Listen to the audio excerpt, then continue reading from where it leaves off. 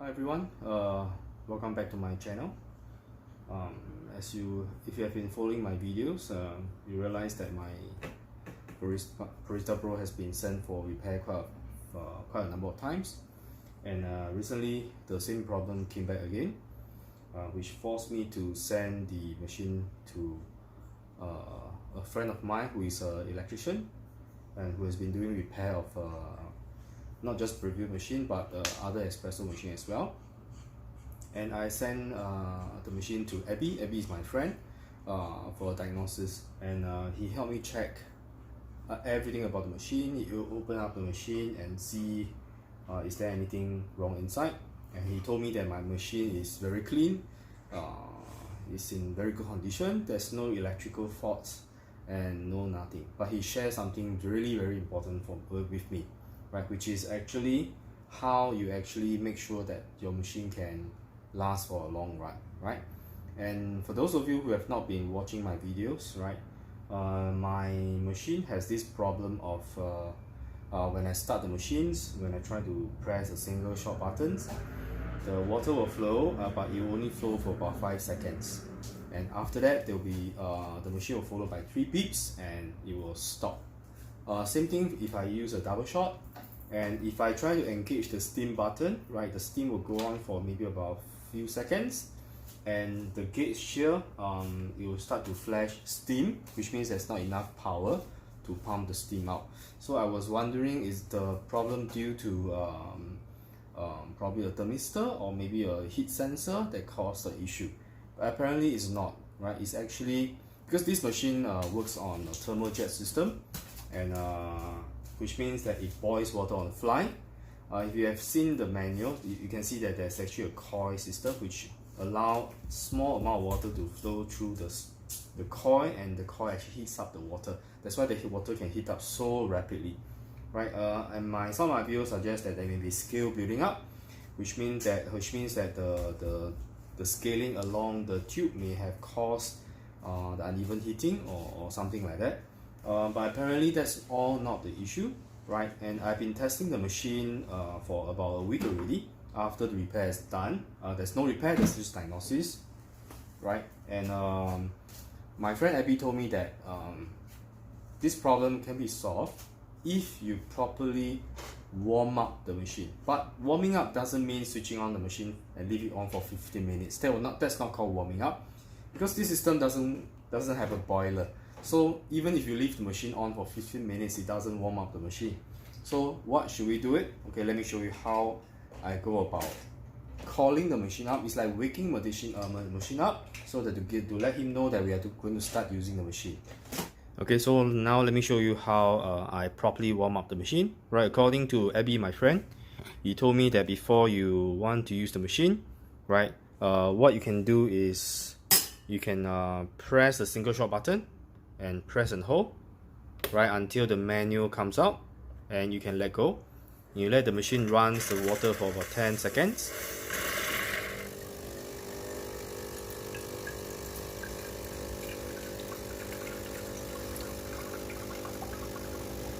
Then you stop, right? Usually I'll run 2 times so that the machine can properly warm up. So while it is warming up, what you can do is you can insert your polyfilter and you can warm it at the same time, right?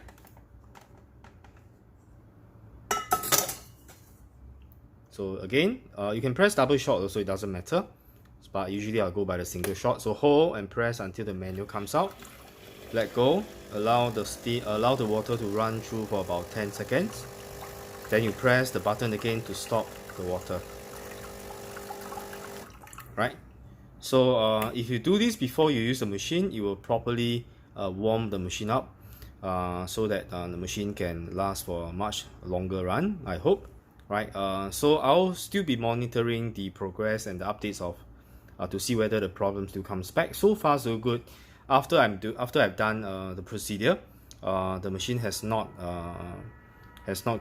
been giving me any issue at all, right? The heating is normal.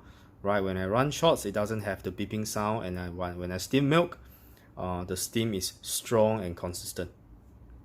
Right, so let's try to run some shots. And recently, I have also learned that after using the machine for about 9 months to about a year, right, I realized that we can actually I mean, I know we can control the pre-infusion time, but it's just that I have never really done it. I always do by this custom shot timing.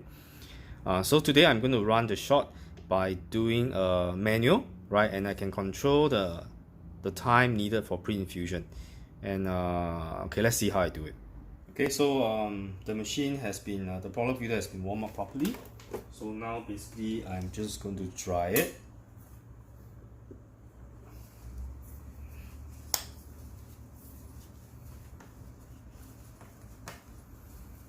Right, and I have already pre-measured 18.2, about 18 to 18.5 grams of coffee beans. And I'm just going to dump it into the hopper. Right, and of course, I always use my dosing funnel, right? This is the latest color combinations. Right, looks pretty cool.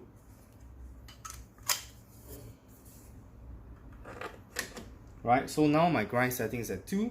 My internal burr is still at 6.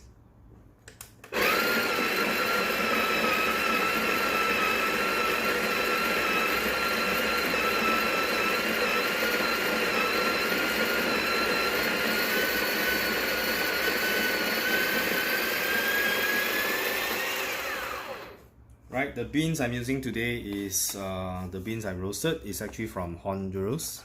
Right, I'm not too sure whether you can see. Right, this is actually, I've roasted these beans on the 13th of September, which is about 10 days ago. So he has enough time to rest and breathe. So the ground looks pretty good. So and my design, you can see my funnel is a bit higher than the other design done by other people, right? The reason why I want it to be high is usually I like to tap so that the bean can be settled down, and when I tap, because the funnel is high enough, the coffee ground will not spill out, right?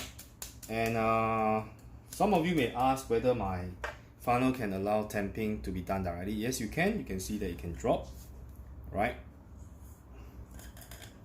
But usually I don't do the temping directly when the funnel is on, right? Right, I prefer, right, to do the leveling first before I temp it. Right, so now I will use my distributor.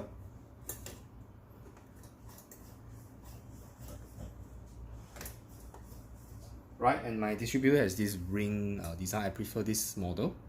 Right, some of you use the 2 fins, 3 fins, some of you use the flat one. Personally, I find that this one works much better than the rest. Right, so you can see that there's actually ring-like design on the coffee ground. So now I'll just gently temp it.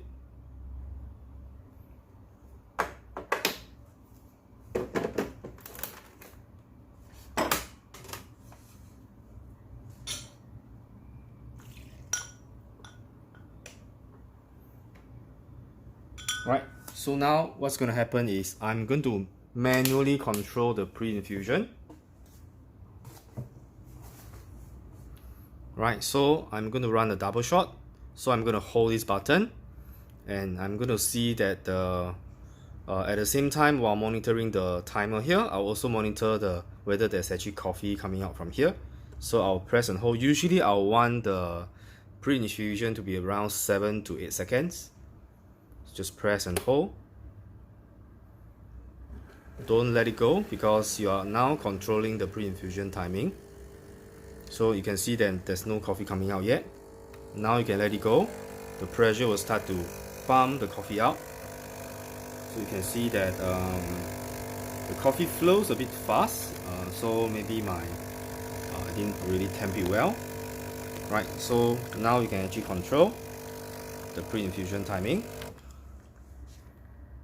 Right, and of course you got to press it again to stop the pump. Right, so that's what I want to share with everyone.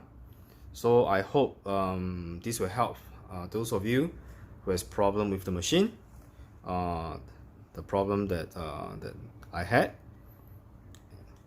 Let me know in the comments below whether it actually helped you solve the problem that you have. Right, thank you for watching, and hope to see you again